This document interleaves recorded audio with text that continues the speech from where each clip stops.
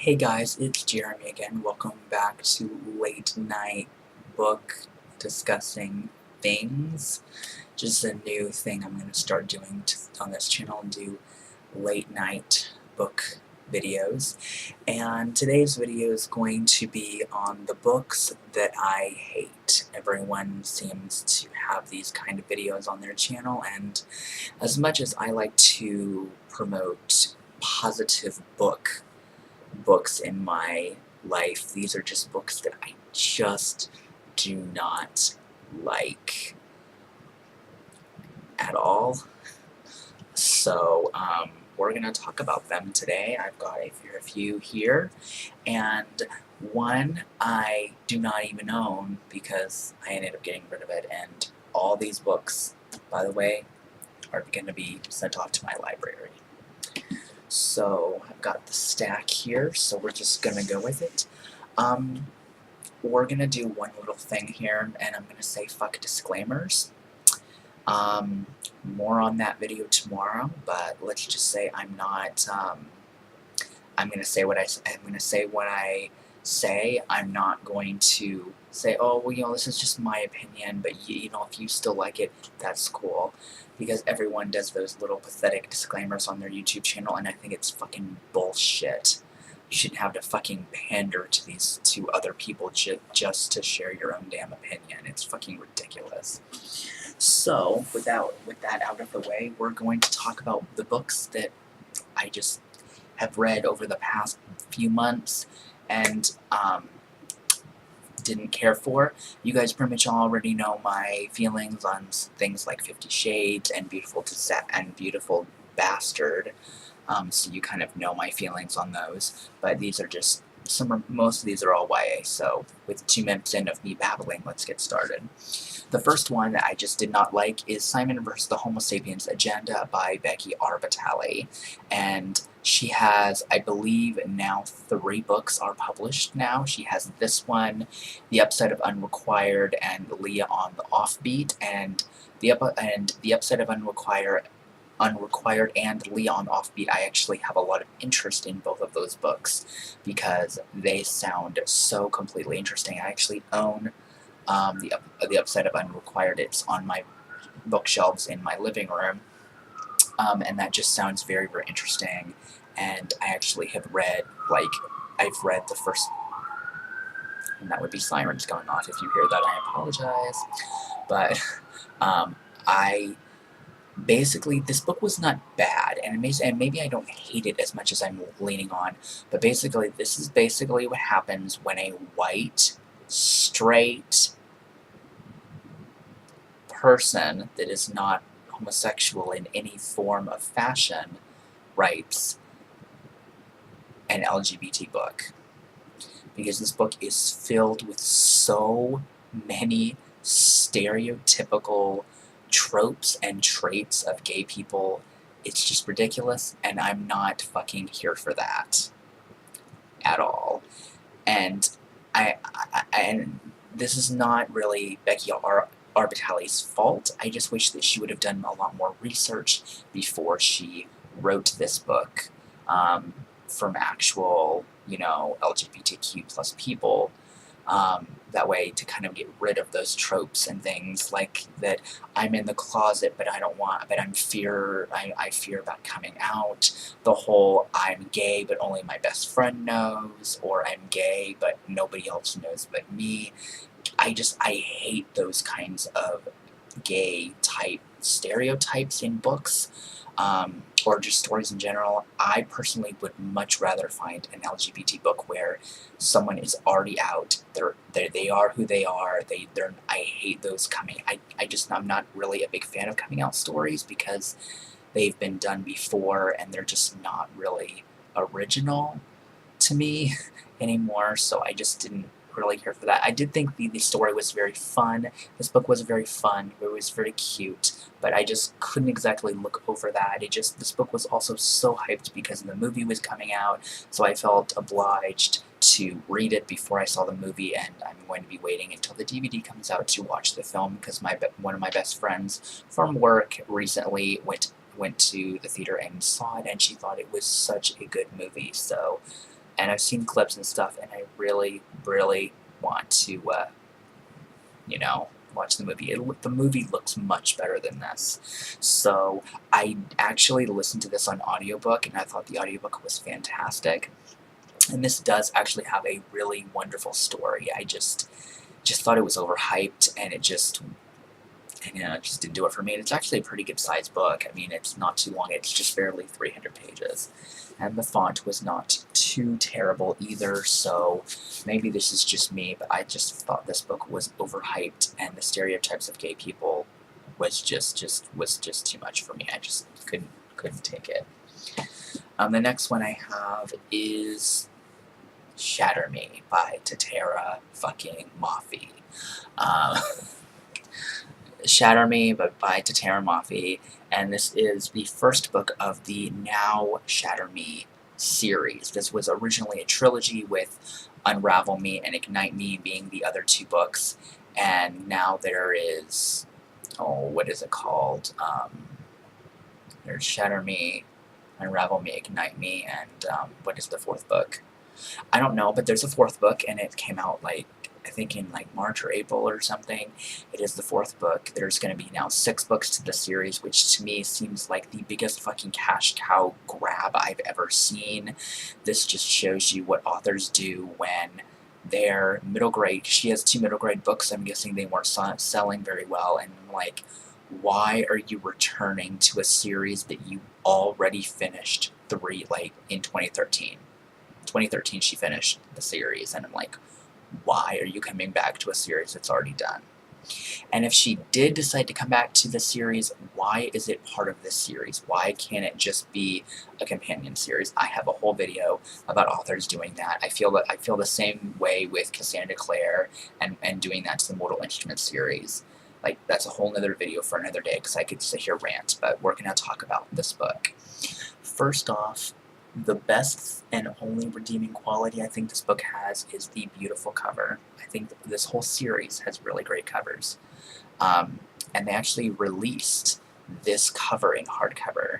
So this is, out of all the books here, this is the one book I might consider continuing on with the series. Maybe. If you guys tell me it's really, really worth it, I'll do it. But I just don't see that happening. But anyway, this is kind of a dystopian-esque, it's kind of dystopian, it's kind of not. It's more X-Men oriented dystopian, really. But basically, this is about a young girl named Juliet. She lives in this world, and basically she has this very rare ability that is very rogue. It's very rogue, where if she touches somebody, they die, basically. Her touch is lethal, and it says all these things about her gift and everything, and it just, basically, this book was just so simple. I'm not opposed to simple writing, I'm not opposed to any of that, but I just was, and everyone was like, well, this is so addictive. It really wasn't. To me, the world building just did not impress me, and that is one of the biggest things that I look for in a story. When you're writing a contemporary book, I don't really give a rat's ass about the world, because there's not really much to your world. If it's contemporary, it's based on the real world, that's fine. But when you're writing a dystopian-esque, especially a girl with a lethal ability that can kill people, I expect the world to be a little bit more fleshed out. And maybe in the future books she's going to do that. I was very disappointed in the 4th book. I have not read the rest of the series, but to me, if you're going to continue a series, why not do a huge time jump? Because then a whole bunch of time has gone between the stories, and you can experiment with, well, it's been 10 years or so, or 5 years, where are your characters at, where's the world at, what's going on conflict politically or whatnot, and apparently it picks up almost immediately afterwards, and it follows Warner and Juliet's perspectives. I'm sorry I'm ranting about the 4th book. But basically, it was just very simple writing, very easy. This reads like a 1st grader wrote it.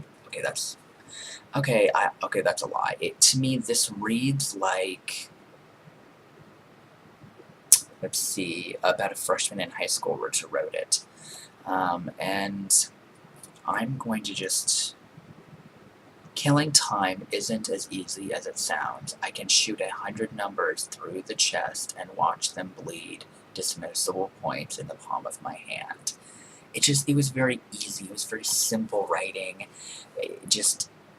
I'm not opposed to bad writing. I mean, this is still way better written than 50 Shades ever could be, seriously. But at the same time, it was just very simple, and I just didn't really find myself to be attached to a single character in this book. So, for me, if, once again, unless you guys tell me the series is continuing, is worth continuing with the next 3, or, well, technically 5 books, because it's going to be 6 books, and yeah, we're going to do a future thing, because eventually there's going to be 2 more books added to the series, because there's 4 out right now, but yeah, so this one, just did not like it. I just didn't think it was very original. To me, it felt very much like X-Men. It was, once again, the writing was kind of juvenile, and the relationship between Juliet and Adam was very contrived and very like it's been done before, and Juliet was a horrible heroine. She was very whiny, very complainy, and I just didn't think Warner was a very good villain. So, bye-bye. And we're back to yet another LGBT book, which this one's actually own voices though, so I guess that's something. And this one is can I not talk tonight? Geography Club by Brent Harkinger. This was a book I had for quite a while, and I was dying to read it. And I literally sat down and read more than 50 pages, but then again, the font's like, wow big. And same thing really with this than I had with the Becky R. Vitale book, it was every pathetic, overused stereotype about gay people wrapped up in a book. But it was, to me, the premise of this book was very fun. You know, a whole bunch of these queer teens are kind of getting together and forming this group for other people. So, you know, if other people are queer and they need this place, that way they can kind of be themselves, they have that place. And so I kind of like the idea behind it. And they did make a movie of this, and I have a feeling the movie is going to be a much better idea behind the book. I do like the way this book actually starts out, and it says, I was deep behind enemy lines in the very heart of the opposing camp. So the first opening quote of this book really hooked me, and it sounded really intriguing. But I read this book in probably about like 2 days. Once again, the font is really big. But for the most part, this book just didn't really do it for me. I thought Russell was a pretty good protagonist. He has written a series that is set in college, so it's actually set later than this, and I might like that one more. And you can't really get the other sequels. Well, you can, but they're like self-published, but they're also very, very weird, so this book just didn't really do it for me. I actually really liked the writing. I don't know, it's just a little weird. It's just a little weird, and just didn't really care for it. Once again, I don't really hate some of these books, but this one just, as I was told, this was an amazing coming out story, and you guys know me from what I just discussed, and I'm not really a big fan of coming out stories because they're all the fucking same. They are all the same instances. It's either, what's my family going to say, what my friends say, all valid points, but when it comes to books and characters, they're really the same thing. I think J. Bell did a really good job with his series. So, alright, now we're down to the last 2, and these I have more not hateful, but more negative things to say. So we're going to go with the next one, which is Forbidden by Tabitha Zazuma. This book, in the, subject matter that people, just don't say, this basically is about incest. This book is a book that has romanticized incest to make this look like this is a good thing. This is not a stepbrother stepsister, they never really knew each other. Their family had gotten together and they like each other. Because I think there's a series that's like that I used to have, but I just never got in. I just never got around to reading it, so I got rid of the book, the first one anyway. But this book follows. It's been so long since I've read this. I think it's Lohan and Maya. Yeah, Logan and Maya. And they are literally blood brother and sister. Like, that's like me and my older sister, okay? That would be fucking disgusting on so many levels, and I understand they didn't have anybody else. And the title goes with it. I mean, the cover's really pretty, very simple. But I'm sitting here going, and yet everybody seems to love this book. And it's like, well, you don't understand the situation. You don't understand this. You don't understand that. I don't care the situation. I've read the book. I've read the ending. The ending was sad. But you know what? We don't need to have books like this. To me, I just feel like this book was problematic, and you guys know how much I hate that word. You guys know how much I hate that fucking word. But that's what this book was. It was problematic, and it was harmful, and it was just glamorizing and romanticized incest, which is something I don't think young audiences need to be reading. And this is a young adult book that has reached a lot of people. This book's been out for years, actually. This book was published in 2010, so this book has been out for a long time. And surprisingly, this was still available in hardcover.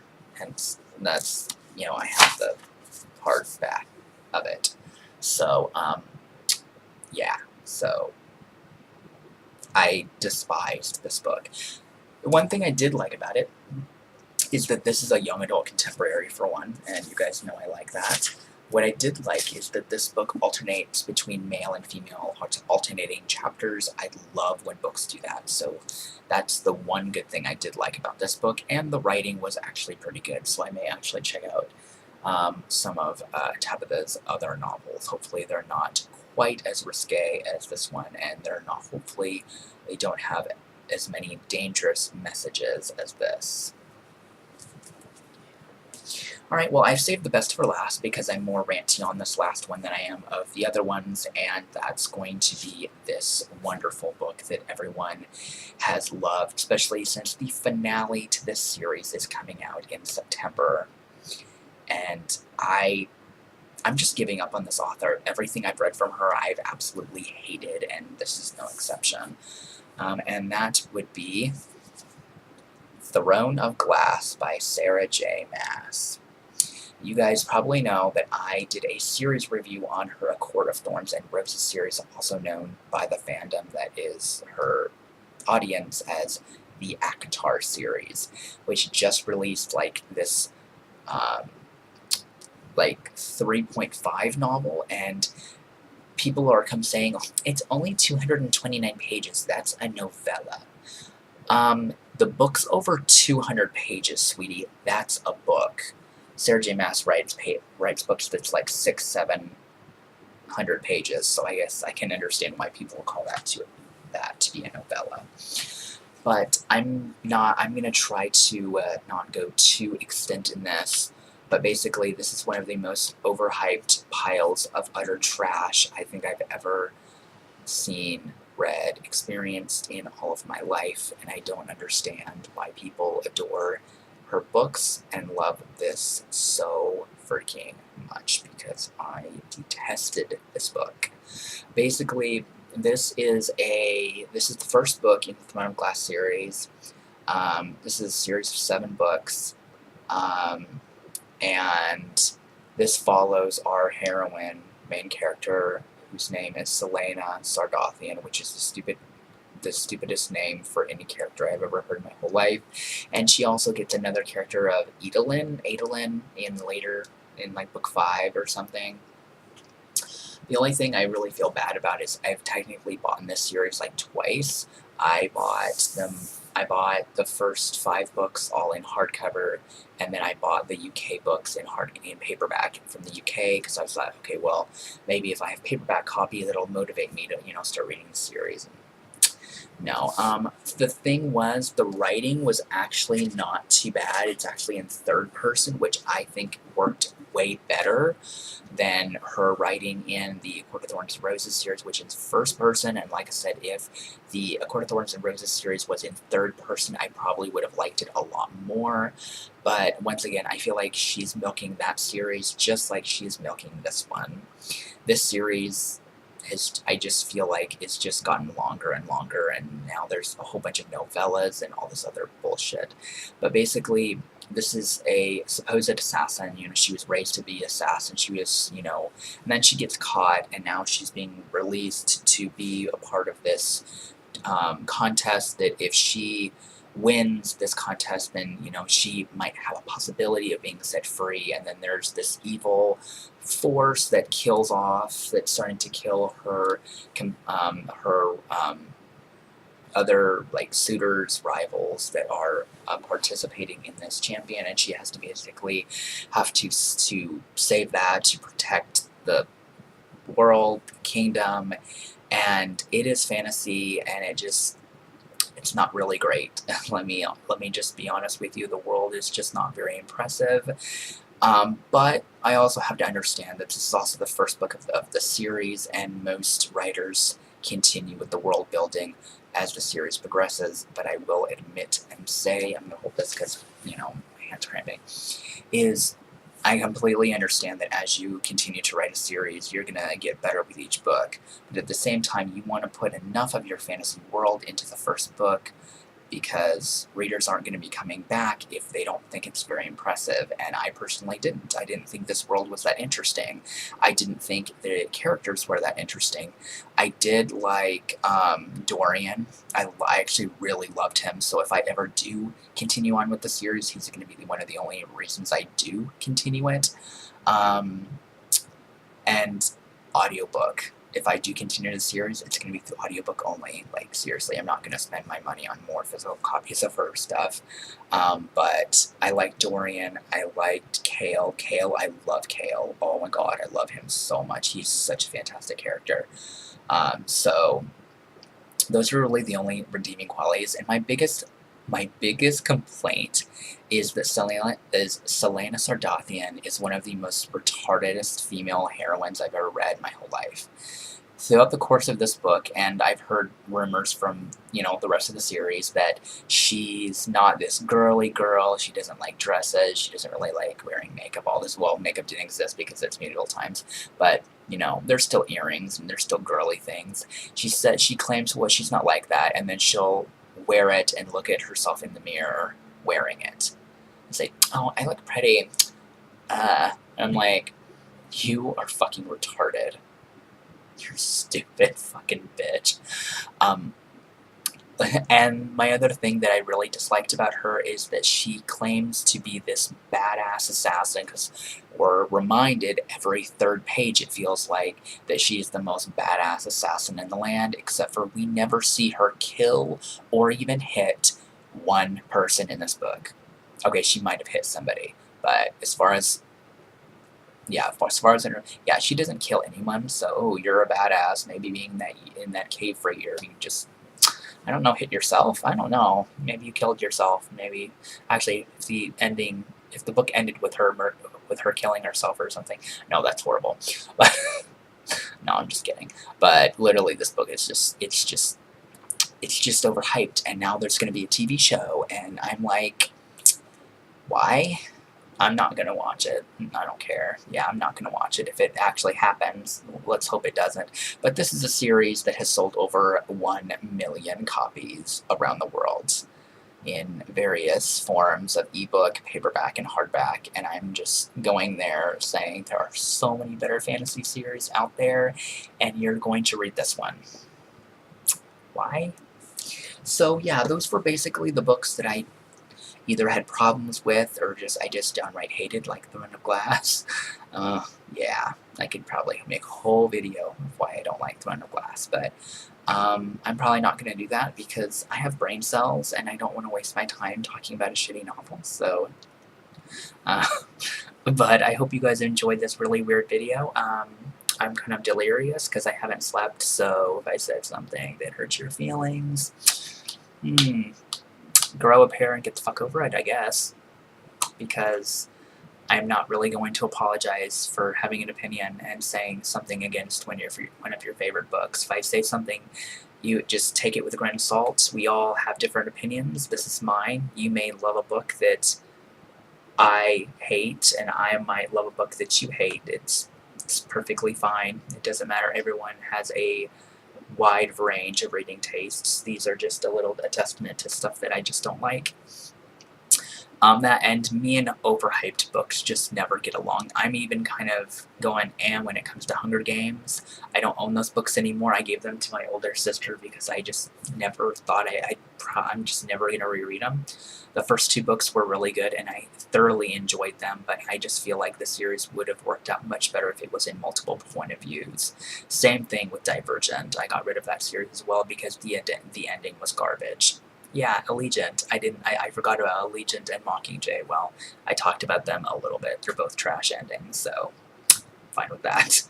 But since this video is borderline 30 minutes, I will talk to you guys later on today, because you guys will be watching this soon, I'm sure. So I will talk to you guys at another time, and let me know what book you hate or that you didn't agree with down in the comments, and discuss with me. Bye.